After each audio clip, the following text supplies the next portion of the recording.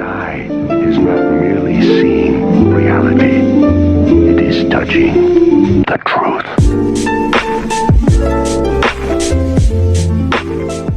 Assalamualaikum warahmatullahi wabarakatuh. Perkenalkan, nama saya Rahmatul Janah, NIM 003. Di sini saya akan menjelaskan apa itu pertanian. Pertanian dalam pengertian yang luas yaitu kegiatan manusia untuk memperoleh hasil yang berasal dari tumbuh-tumbuhan dan atau hewan-hewanan, yang pada mulanya dicapai dengan jalan sengaja menyempurnakan segala kemungkinan yang telah diberikan oleh alam guna mengembangbiakan tumbuhan atau hewan. Pertanian itu terbagi menjadi dua. Yang pertama, pertanian organik dan pertanian non-organik. Pertanian organik adalah sistem budidaya pertanian yang mengandalkan bahan-bahan alami tanpa menggunakan bahan kimia sintetis. Beberapa tanaman Indonesia yang berpotensi untuk dikembangbiakan dengan teknik tersebut adalah padi, hortikultura yang merupakan tanaman sayur, buah, bunga, dan tanaman obat. Pengolahan pertanian organik didasarkan pada prinsip kesehatan, ekologi, keadilan, dan perlindungan. Adapun kelebihan dari pertanian organik ini yaitu akan sangat baik untuk menjaga kesehatan tanah karena bisa memperbaiki dan menjaga pH tanah. Selain kelebihan, adapun kelemahan dari sistem pertanian organik ini yang pertama adalah ketersediaan bahan organik terbatas dan takarannya harus banyak. Yang kedua, transportasi mahal karena bahan bersifat luas.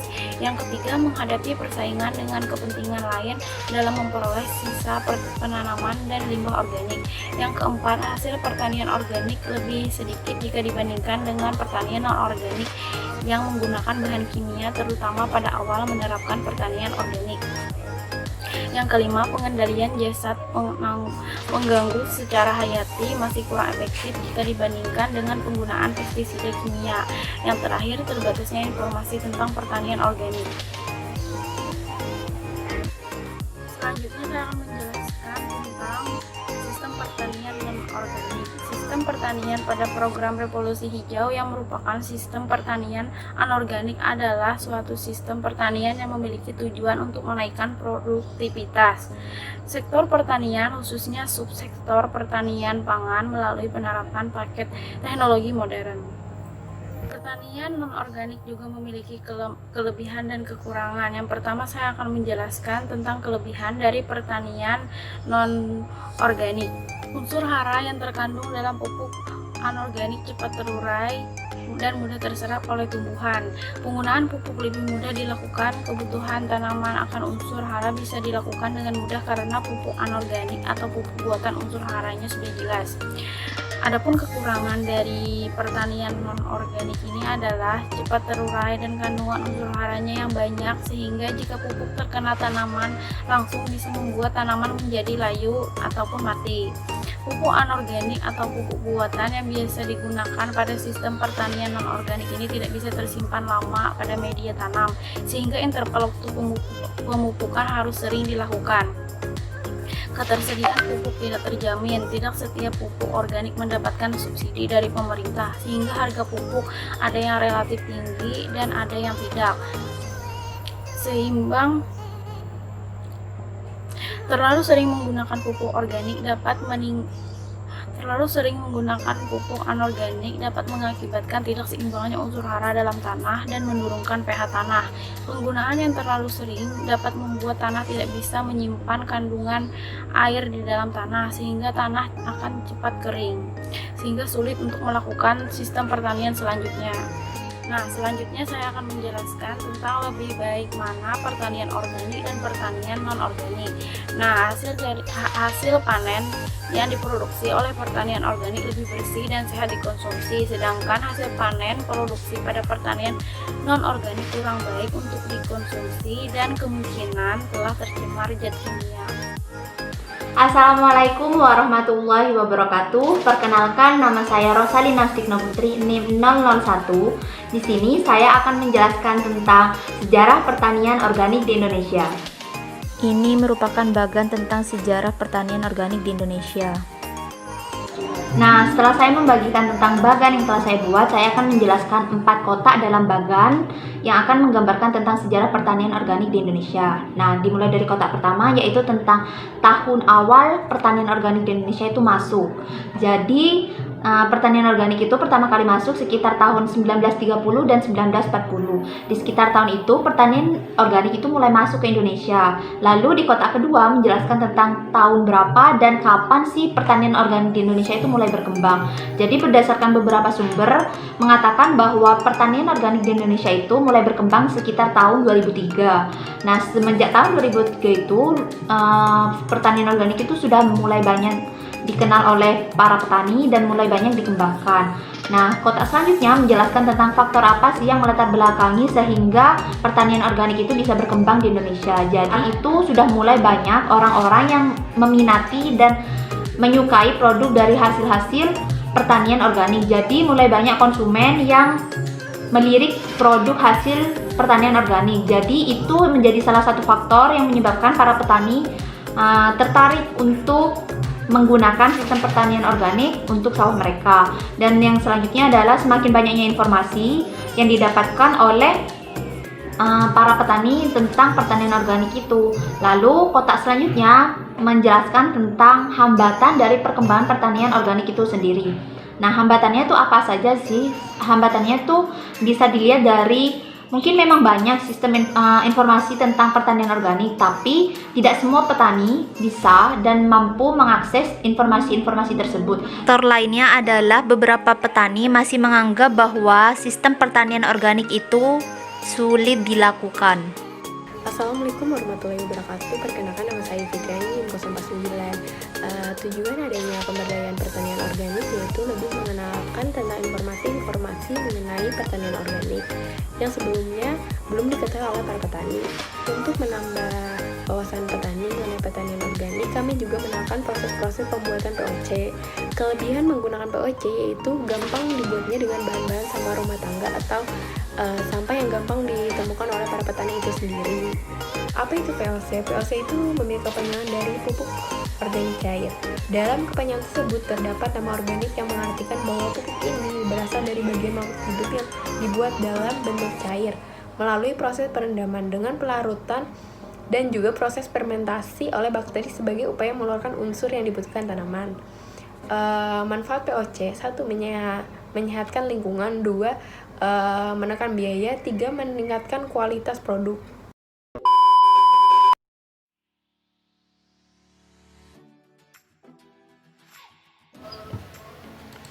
Dalam pembuatan pupuk organik cair, alat dan bahan yang perlu dipersiapkan adalah 1. Keran air, selotip, lem bakar, gula merah, gunting, tentunya juga EM4 yang merupakan efektif mikroorganisme sebagai bakteri fermentasi awal pada proses pembuatan pupuk organik cair. Selanjutnya ialah pembersihan tempat pembuatan pupuk organik cair timba dari sisa-sisa kotoran yang ada seperti cat, debu, tanah, dan juga lain-lain. Dalam proses pembersihan ini dilakukan secara berkali-kali setelah dicuci dan dibilas. Selanjutnya, proses pelubangan untuk lubang keran dilakukan dengan membuat lubang menggunakan besi atau paku yang telah dipanaskan dengan bantuan lilin ataupun kompor gas sebagai sumber panasnya. Dalam hal ini, lubang keran difungsikan sebagai tempat pengambilan intisari pupuk organik cair sebelum dicampurkan dengan air yang akan digunakan sebagai penyiraman selanjutnya. Pemanasan dilakukan dengan menggunakan lilin sampai paku panas lalu bisa melubangi timba atau ember dengan baik. Pelubangan selanjutnya ialah pelubangan di bawah ember 1 yang digunakan sebagai tempat tetesan intisari dan memisahkan intisari pupuk organik cair dengan bahan-bahan organik yang akan kita masukkan ke dalam ember. Pelubangan ini dilakukan dengan menggunakan besi panas yang telah dipanaskan menggunakan kompor gas sebagai sumber panasnya. Setelah pelubangan selesai, selanjutnya memberikan selotip kepada keran air. Yang diharapkan selotip ini akan membuat keran air menjadi tidak tembus akan pupuk organik cair yang akan kita buat selanjutnya. Lalu selanjutnya yang akan kita lakukan ialah pemasangan keran air pada timba yang telah kita buat dengan pelapisan lem bakar pada sekeliling keran dengan timba agar tidak terjadi kebocoran antara keran dengan lubang yang telah kita buat. Pemasangan lem dilakukan di luar timba dan juga di dalam untuk memastikan tidak ada kebocoran intisari pupuk organik cair ke sela-sela keran yang telah kita pasangkan.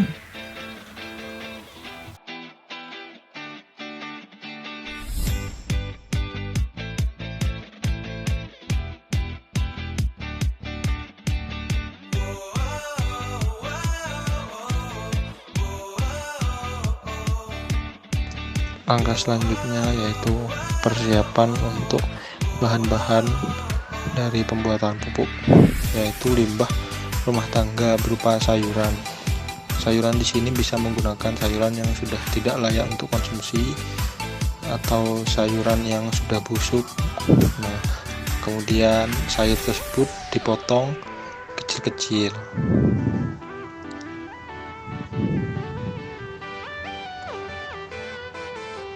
Kemudian siapkan air rendaman beras. Masukkan beras, kemudian tambahkan air. Setelah itu dicuci berasnya. Nah, setelah beras dicuci, yang diambil dari proses ini adalah air rendamannya saja. Proses selanjutnya adalah memotong gula merah.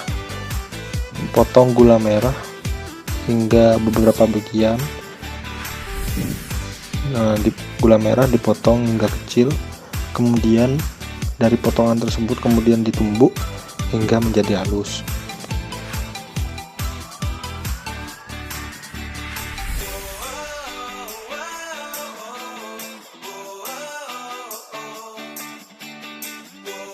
Setelah itu masukkan sayur yang telah dipotong tadi ke dalam ember.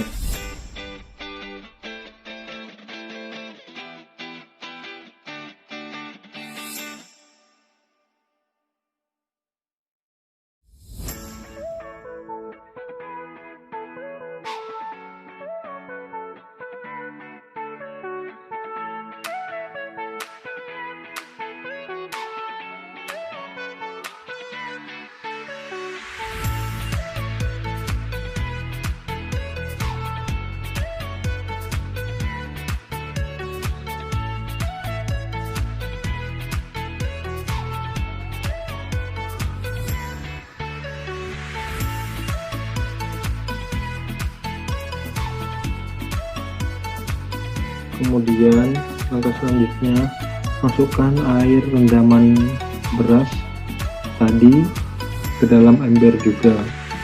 Nah, apabila air rendamannya kurang bisa ditambahkan seperti video ini. Nah, di video ini air yang ditambahkan ke dalam ember itu kurang, jadi ditambahkan lagi sekitar 1 sampai 2 liter kira-kira.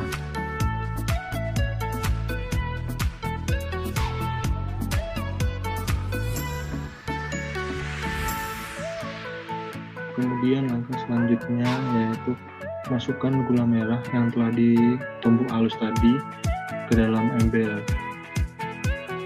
Setelah gula merah dimasukkan, aduk adonan yang ada di ember tersebut hingga warna airnya berubah menjadi warna kecoklatan atau seperti warna dari gula merah.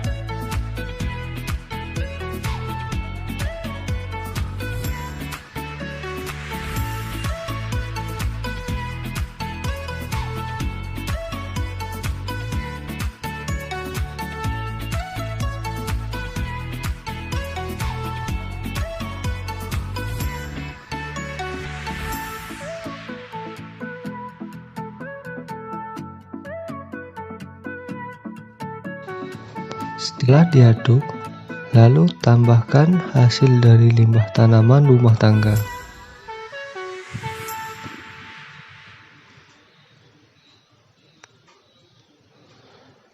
Setelah ditambahkan limbah tanaman rumah tangga, lalu campur dengan cairan EM4 secukupnya.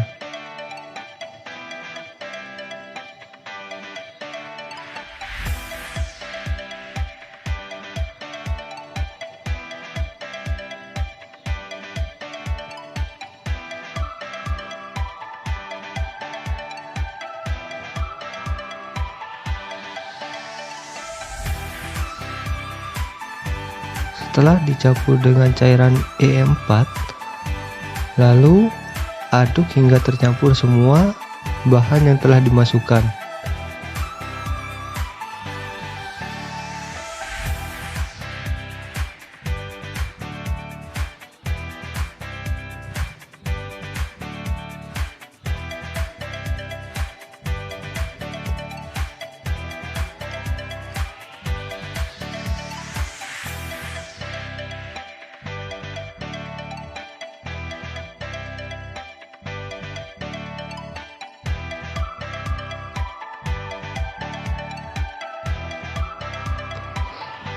Setelah diaduk, lalu tutup hingga tidak ada celah sedikit pun.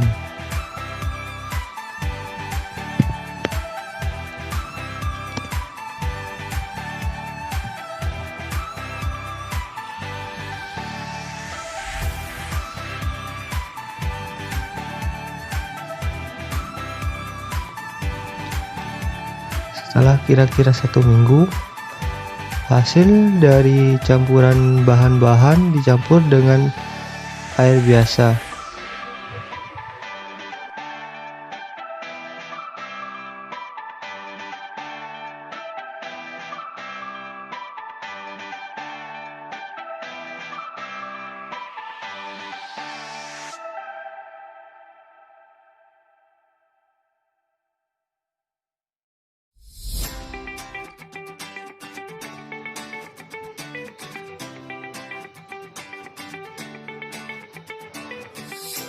Dan pupuk POC siap dibagikan ke petani.